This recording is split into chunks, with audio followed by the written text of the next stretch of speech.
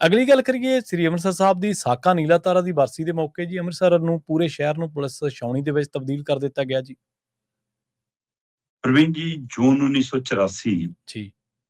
ਇੱਕ ਉਹ ਟੀਸ ਹੈ, ਇੱਕ ਉਹ ਪੀੜ ਹੈ ਜਿਹੜੀ ਜਦੋਂ ਤੱਕ ਦੁਨੀਆ ਰਹਿਣੀ ਆ ਤਾਂ ਇਹ ਦਰਦ, ਇਹ ਜ਼ਖਮ ਰਹਿਣੇ ਨੇ ਜੀ ਬਿਲਕੁਲ। ਔਰ ਉਹ ਅੱਲੇ ਜ਼ਖਮਾਂ ਦੇ ਉੱਤੇ ਜਿੱਦਾਂ ਹੀ ਮਾੜਾ ਮੋਟਾ ਖਰਿੰਡ ਆਉਂਦਾ ਜਾਂ ਫਿਰ ਜੂਨ ਦਾ ਮਹੀਨਾ ਆ ਜਾਂਦਾ ਜੀ ਜੀ ਤੇ ਉਹ ਖਰਿੰਡ ਫਿਰ ਉਖੜ ਜਾਂਦੇ ਨੇ ਇੱਕ ਤਰ੍ਹਾਂ ਨਾਲ। ਹਮ, ਜਿਸ ਤਰ੍ਹਾਂ ਸੱਚਖੰਡ ਸ੍ਰੀ ਦਰਬਾਰ ਸਾਹਿਬ ਤੇ ਹਮਲਾ ਹੋਇਆ, ਸ੍ਰੀ ਅਕਾਲ ਤਖਤ ਸਾਹਿਬ ਢਹਿ ਢੇਰੀ ਕੀਤਾ, ਉਸ ਤੋਂ ਬਾਅਦ ਇੰਦਰਾ ਦੇ ਕਤਲ ਤੋਂ ਬਾਅਦ ਜਿਸ ਤਰ੍ਹਾਂ ਦਿੱਲੀ ਦੇ ਵਿੱਚ ਸਿੱਖ ਕਤਲੇਆਮ ਹੋਇਆ, ਨਸਲਕੁਸ਼ੀ ਹੋਈ, ਉਹ ਸਾਰੇ ਵਰਤਾਰੇ ਤੇ ਉਹ ਇਹਨਾਂ ਜੂਨ ਮਹੀਨੇ ਦੇ ਪਹਿਲੇ ਹਫ਼ਤੇ ਦੀ ਉਹ ਸਾਰੀ ਫੌਜੀ ਕਾਰਵਾਈ ਦੇ ਹਵਾਲੇ ਨਾਲ ਮੁੜ ਕੇ ਜ਼ਿਹਨ ਦੇ ਵਿੱਚ ਇੱਕ ਫਿਲਮ ਦੇ ਰੂਪ ਚ ਘੁੰਮ ਜਾਂਦੇ ਨੇ। ਜੀ ਸਹੀ ਹੈ। ਤੇ ਜਦੋਂ ਇਹ ਪੰਨਾ ਫਰੋਲਿਆ ਜਾਂਦਾ ਤਦ ਸਰਕਾਰਾਂ ਨੂੰ ਫਿਕਰ ਚਿੰਤਾ ਹੋ ਜਾਂਦੀ, ਕਿਤੇ ਕੋਈ ਤਣਾਅ ਨਾ ਹੋ ਜਾਵੇ, ਕਿਤੇ ਕੋਈ ਟਕਰਾਅ ਨਾ ਹੋ ਜਾਵੇ, ਕਿਤੇ ਕੋਈ ਹਿੰਸਕ ਵਾਰਦਾਤ ਨਾ ਹੋ ਜਾਵੇ, ਕਿਉਂਕਿ ਹਰ ਵਾਰ ਜੂਨ ਦੇ ਪਹਿਲੇ ਹਫ਼ਤੇ ਦੇ ਵਿੱਚ ਸ੍ਰੀ ਅਕਾਲ ਤਖਤ ਸਾਹਿਬ ਵਿਖੇ ਦਰਬਾਰ ਸਾਹਿਬ ਦੇ ਉਸ ਗਲਿਆਰੇ ਦੇ ਵਿੱਚ ਧਾਰਮਿਕ ਸਮਾਗਮ ਆਯੋਜਿਤ ਕੀਤੇ ਜਾਂਦੇ ਨੇ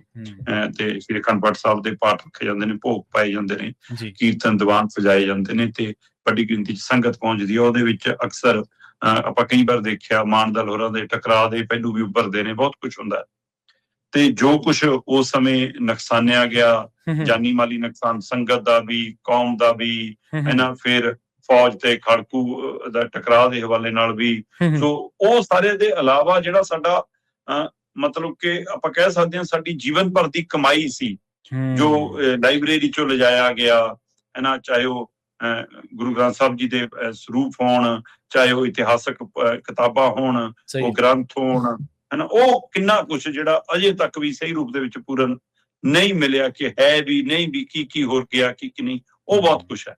ਸੋ ਇਸ ਲਈ ਇਹਨਾਂ ਦਿਨਾਂ ਦੇ ਵਿੱਚ ਉਹ ਸਾਰੀਆਂ ਸਥਿਤੀਆਂ, ਸਾਰੇ ਪਹਿਲੂ ਤਾਜ਼ੇ ਹੋ ਜਾਂਦੇ ਨੇ ਤੇ ਉਹਦੇ ਹਵਾਲੇ ਨਾਲ ਸੰਗਤ ਇੱਕ ਵੱਖਰੇ ਵਿਰਾਗ ਦੇ ਵਿੱਚ ਅੰਮ੍ਰਿਤਸਰ ਵਾਲੇ ਪਾਸੇ ਨੂੰ ਜਾਂਦੀ ਆ, ਤੇ ਉਹ ਅਗਲੀ ਤੋਂ ਅਗਲੀ ਪੀੜ੍ਹੀ ਦੇ ਵਿੱਚ ਫਿਰ ਸੰਚਾਰ ਵੀ ਹੁੰਦਾ ਕਿ ਹਾਂ ਆਪਣੇ ਨਾਲ ਇਹ ਹੋਇਆ, ਏਦਾਂ ਹੋਇਆ। ਉਹਦੇ ਵਿੱਚੋਂ ਮਤਲਬ ਸੱਤਾ ਨੂੰ ਹਮੇਸ਼ਾ ਡਰ ਲੱਗਦਾ ਰਹਿੰਦਾ ਕਿ ਲੈ ਵੀ ਇਹਦੇ ਨਾਲ ਮੇਰੇ ਤਖਤ ਦੇ ਪਾਵੇ ਨਾ ਹਿੱਲ ਜਾਣਗੇ। ਉਹ ਫਿਰ ਉਹਨਾਂ ਨੂੰ ਬਚਾਉਣ ਦੇ ਲਈ ਉਹਨਾਂ ਕੋਲ ਸਿਰਫ ਪੁਲਿਸ ਤੰਤਰ, ਸੁਰੱਖਿਆ ਤੰਤਰ ਇਹੀ ਹੁੰਦਾ।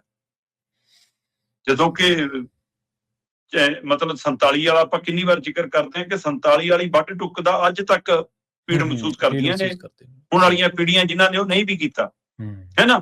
ਤੇ 84 ਚਾਹੇ ਜੂਨ 84 ਸੀ, ਚਾਹੇ ਦਿੱਲੀ ਦਾ ਸਿੱਖ ਕਤਲੇਆਮ ਸੀ, ਉਹ ਸਾਰੇ ਦੇ ਵਿੱਚ ਪੰਜਾਬ 'ਚ ਕੋਈ ਫਿਰਕੂਵਾਦ ਨਹੀਂ ਅਜਿਹਾ ਹੋਇਆ। ਬਿਲਕੁਲ ਠੀਕ ਹੈ, ਮਤਲਬ ਕਿ ਬੱਸਾਂ ਚੋਂ ਲਾ ਕੇ ਵੀ ਹਿੰਦੂ ਮਾਰੇ ਜਾਂਦੇ ਰਹੇ, ਘਰਾਂ 'ਚ ਵੀ ਨਿਸ਼ਾਨੇ ਤੇ ਬਣਦੇ ਰਹੇ, ਪਰ ਉਧਰ ਸਿੱਖ ਨੌਜਵਾਨ ਮੁੰਡੇ ਕੱਚੀ ਉਮਰੇ ਕਾਲਜ ਸਕੂਲ ਜਾਂਦੇ ਵੀ ਝੂਠੇ ਐਨਕਾਊਂਟਰਾਂ 'ਚ ਮਾਰੇ ਜਾਂਦੇ ਰਹੇ, ਹੈਨਾ। ਮਤਲਬ ਪੂਰੇ ਪੰਜਾਬ ਦਾ ਨੁਕਸਾਨ, ਜੇ ਪੁਲਿਸ ਵਾਲੇ ਮਰ ਰਹੇ ਨੇ ਉਹ ਵੀ ਪੰਜਾਬ ਦੇ, ਜੇ ਖੜਕੂ ਮਰ ਰਹੇ ਨੇ ਉਹ ਵੀ ਪੰਜਾਬ ਦੇ, ਜੇ ਝੂਠੇ ਪੁਲਿਸ ਮੁਕਾਬਲਿਆਂ 'ਚ ਨੌਜਵਾਨ ਪੀੜ੍ਹੀ ਜਾ ਰਹੀ ਹੈ ਉਹ ਵੀ ਪੰਜਾਬ ਦੀ, ਜੇ ਦੂਸਰੇ ਧਰਮਾਂ ਦੇ ਲੋਕ ਲਾ ਕੇ ਮਾਰੇ ਜਾ ਰਹੇ ਨੇ ਉਹ ਵੀ ਪੰਜਾਬ ਦੇ। ਪੰਜਾਬ ਨੁਕਸਾਨ ਹੈਗਾ ਤੇ ਆਰਥਿਕ ਤੌਰ ਤੇ ਬਹੁਤ ਸਾਡੇ ਤੇ ਪਾਇਆ। ਸਹੀ ਹੈ, ਬਿਲਕੁਲ।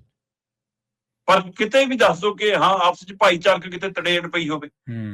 ਸੋ ਜੇ ਉਸ ਸਮੇਂ ਨਹੀਂ ਸਾਡੇ ਅੰਦਰ ਅਜਿਹੀ ਕੋਈ ਵੰਡ ਆਈ ਤੇ ਤੁਸੀਂ ਹੁਣ ਕਿਉਂ ਇਹ ਮਹਿਸੂਸ ਕਰਦੇ ਹੋ? ਮਤਲਬ ਆਪਣੇ ਦਿਨ ਦਿਹਾੜੇ ਵੀ ਸਾਨੂੰ ਖਾਕੀ ਦੀ ਛਤਰੀ ਹੇਠ ਮਨਾਉਣ ਦੇ ਲਈ ਮਜਬੂਰ ਕੀਤਾ ਜਾਂਦਾ। ਇਹ ਤਰੀਕਾਕਾਰ ਹੈ। ਲੋਕਾਂ ਚ ਉਹੀ ਉਲਟਾ ਪੁਲਿਸ ਦੀਆਂ ਇੰਨੀਆਂ ਗੱਡੀਆਂ ਦੇਖ ਕੇ, ਇੰਨੇ ਕਾਫਲੇ ਦੇਖ ਕੇ, ਪਰੇਡ ਮਾਰਚ ਦੇਖ ਕੇ ਲੋਕਾਂ ਚ ਦਹਿਸ਼ਤ ਆਉਂਦੀ ਆ, ਉਲਟਾ ਉਹ ਫਿਰ ਘਟ ਜਾਂਦੇ ਆ ਉਧਰ। ਆਮ ਸ਼ਰਧਾਲੂ ਵੀ ਜਾਣੋ ਫਿਰ ਝਿਜਕਦਾ। ਮਤਲਬ ਇਹ ਤਰੀਕਾਕਾਰ ਕੀ ਹੈ? ਜੇ ਤੁਹਾਡੀ ਕਿਤੇ ਆਮਦ ਹੋਣੀ ਹੈ ਕਿਸੇ ਮੰਤਰੀ ਸੰਤਰੀ ਦੀ, ਫਿਰ ਜੀ ਸਿਵਲ ਚਲਾ ਦੋ, ਫਿਰ ਸਿਵਲ ਚ ਇਹਨਾਂ ਨੂੰ ਤਾਰ ਲਓ, ਮਾੜਾ ਮੋਟਾ ਜੀ ਤਾਰਨਾ। ਸਹੀ ਹੈ, ਸਹੀ ਹੈ। ਤੇ ਇਸ ਲਈ ਕੇਂਦਰੀ ਸੁਰੱਖਿਆ ਦਸਤੇ ਦੀਆਂ ਟੁਕੜੀਆਂ ਵੀ ਬੁਲਾਈਆਂ ਤੇ ਉਹ ਪੰਜਾਬ ਪੁਲਿਸ ਵੀ 3000 ਦੇ ਗੇਟ ਚਲਾਈ ਵੀ ਆ ਉੱਥੇ।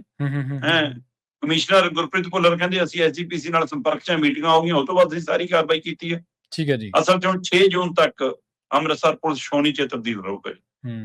ਜੀ ਬਿਲਕੁਲ।